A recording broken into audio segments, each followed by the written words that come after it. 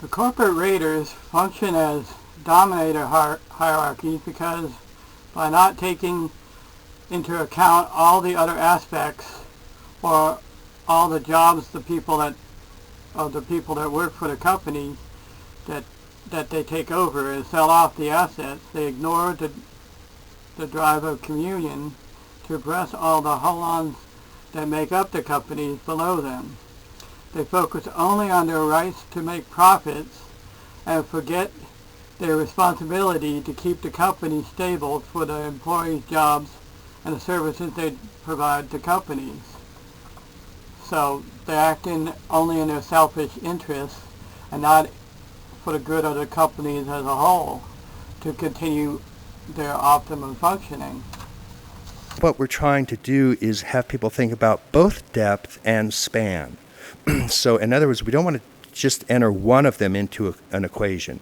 If you just talk about span, then it's the greatest good for the greatest numbers, and you get that very kind of flatland thing. And then it's hard to say, well, then viruses win because they have the most votes and they're sentient beings and they're, So there are a lot of ethical theories that want to do that, and you kind of have to watch out for that.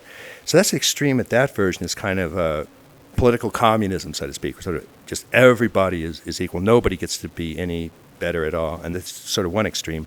And on depth, it has a downside. Depth is all fascism has kind of, we're the strongest, we're the deepest, and everybody else is worthless. So we get to whack them or kill them or invade them or gas them or whatever it is. That's the downside of just looking at depth.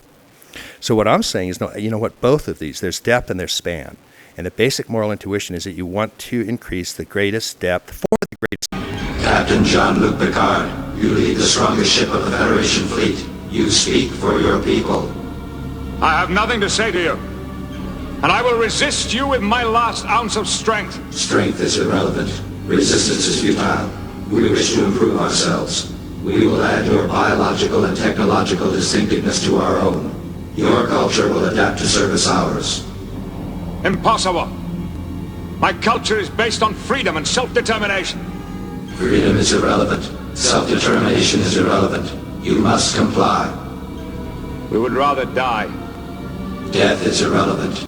The Borg consider everything else to be insignificant in their ruthless pursuit of their ideal of perfection, and allow the goals of that depth to overrule the extreme means they use against the rights of everyone else. That focuses only on one side of the basic moral intuition and ignores all the rest, because destroying all the other Holons below it destroys the whole galaxy, because once they take it over, it's less stable than and less developed than what it would be as a whole. That's a classic example of the dilemma we're talking about, depth versus span. Another one is abortion. These are all variations on very difficult issues. The question on the animal rights activists is, we don't just say all beings have equal sensitivity and therefore you have no right to do this.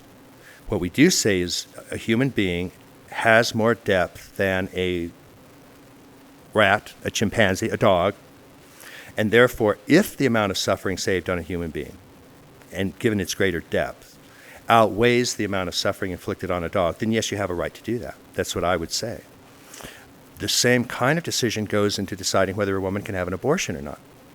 Now, if somebody just says, wait, that's a life, all life is equal, you can't do it, well, that's one ethical theory. I happen to think that theory is wrong.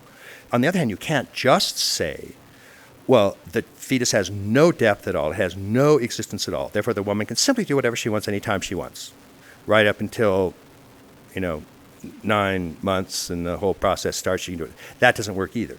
But you do have to come to this decision about when does the fetus have enough depth that all of a sudden it's really bordering on murder if I do that. And I'm just use the basic moral intuition to point out all these areas where depth actually enters our decision-making process. And we have to make these intuitive judgments about how much depth a sentient being has before we decide what we can do with it.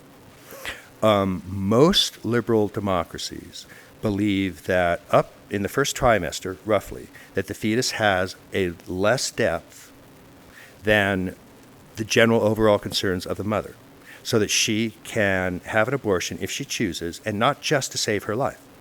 It could be that the amount of suffering and turmoil in her life will be such that bringing a child into it, that the depth versus span in that case falls on her side. By the time it's into the second trimester and into the third, then it shifts, and the fetus has enough depth that you're simply not allowed to treat it as a The DNA in sperm has a lot less depth than the complexities developed in people. And if that was the most important thing, then widespread genetic engineering would be the higher priority to ensure the best traits for the DNA, instead of people evolving through experiences and environmental factors. The whole abortion debate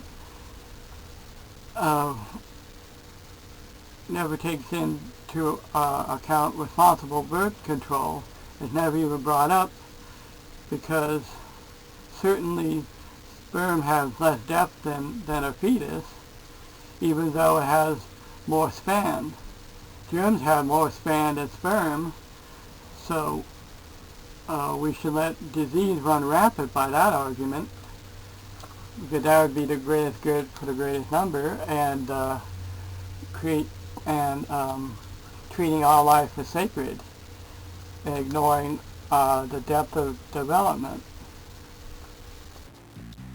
I'm a Roman Catholic and have been since before I was born. And the one thing they say about Catholics is they'll take you as soon as you're warm.